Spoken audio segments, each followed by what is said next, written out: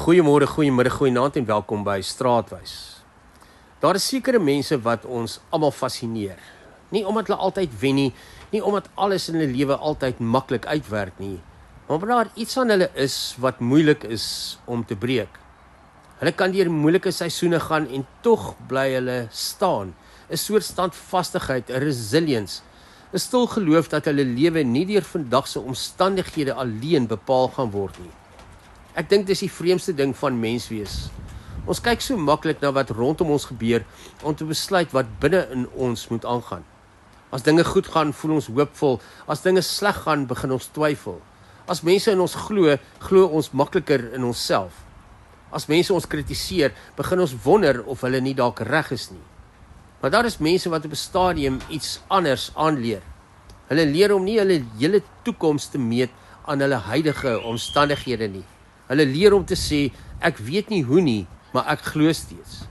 En dis 'n ander soort geloof.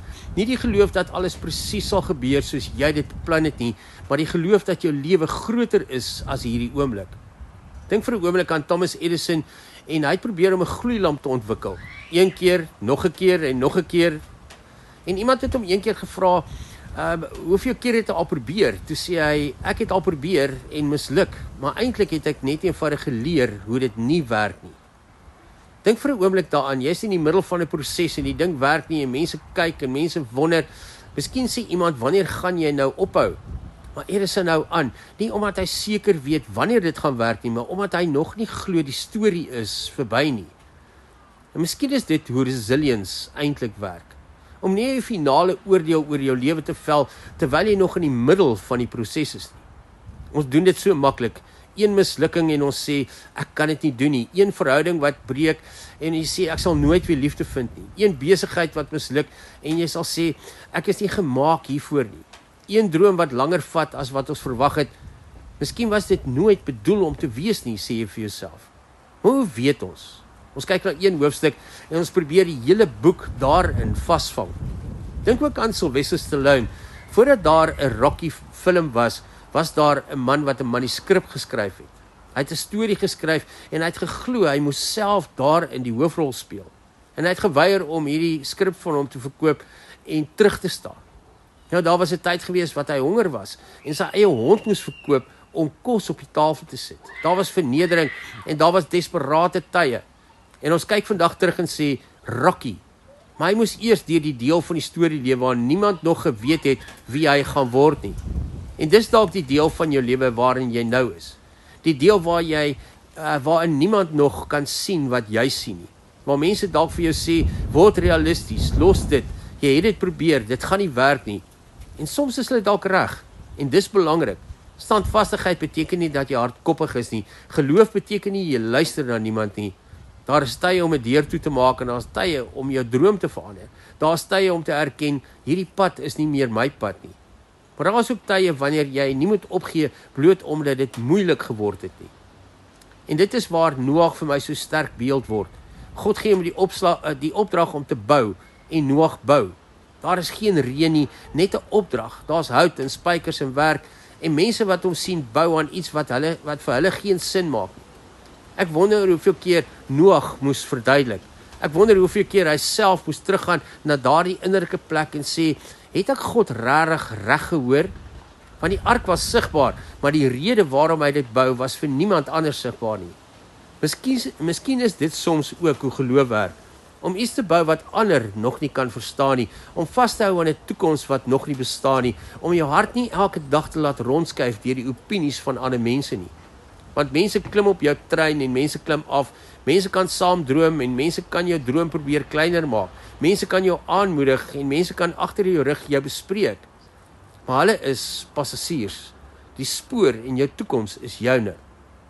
Ek dink ook aan die storie van die klein dogtertjie wat saam met die gesin aan die etenstafel gesit het en sy wou konfyt gehad het. Sy gryp die bottel en sy probeer die dekseltjie afkry en niks gebeur nie. Sy gee vir haar ma, niks gebeur nie. Vir haar boetie, niks gebeur nie. En selfs vir pappa. En haar ma sê vir haar, los dit maar. Sit iets anders op jou broodjie.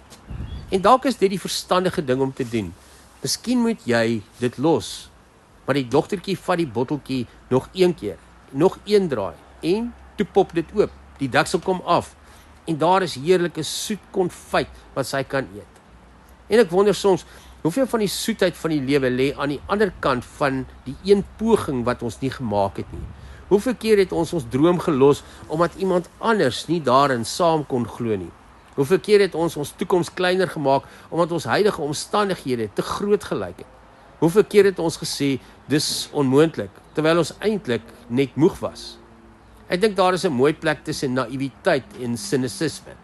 Jy hoef nie te dink alles gaan maklik wees nie. Jy hoef net te glo, of jy hoef nie te glo dat elke droom presies sal gebeur soos jy dit gesien het nie. Maar jy kan steeds onwrikbaar wees oor hierdie een ding. Ek glo my lewe het nog moontlikhede. Ek glo God is nog besig. Ek glo hierdie hoofstuk is nie my hele boek nie. Ek glo ek kan weer opstaan. Ek glo ek kan weer leer. Ek glo ek kan verander. Ek glo daar is nog 'n môre. En miskien is dit genoeg vir vandag, nie om die hele pad te sien nie, net om op die spoor te bly. Een dag, een tree, een oproep, een poging, een gebed, een draai van 'n bottel, want jy weet nooit. Miskien is dit vandag nog toe, miskien môre ook, maar dalk is jy nader as wat jy dink. En dalk is resilience nie om te weet dat die deksel gaan oopgaan nie. Miskien is resilience om die bottel vas te hou sonder om te besluit dat daar net konfyt in is nie. So as jy vandag onseker voel oor jou toekoms, wees onseker. Dis oukei, dis menslik. Maar moenie jou hoop daarby verloor nie. Twyfel as jy moet, huil as jy moet, rus as jy moet, verander koers as God jou lei. Maar wanneer jy diep binne in jou weet, hierdie is waarvoor ek geroep is en wat ek moet doen, dan moet jy dalk net nog 'n bietjie langer bly, nog een draaitjie gee, nog een dag. Want soms is die verskil tussen die mens wat opgee en die mens wat later sê, ek is so bly ek het aangehou, net nog een poging. Een draaitjie, een dag, een miskien, en net miskien is die konfyt nog altyd daar in jou lewe. Ek hoop jou dag is lekker en tot ons weer saam stap. Mooi loop.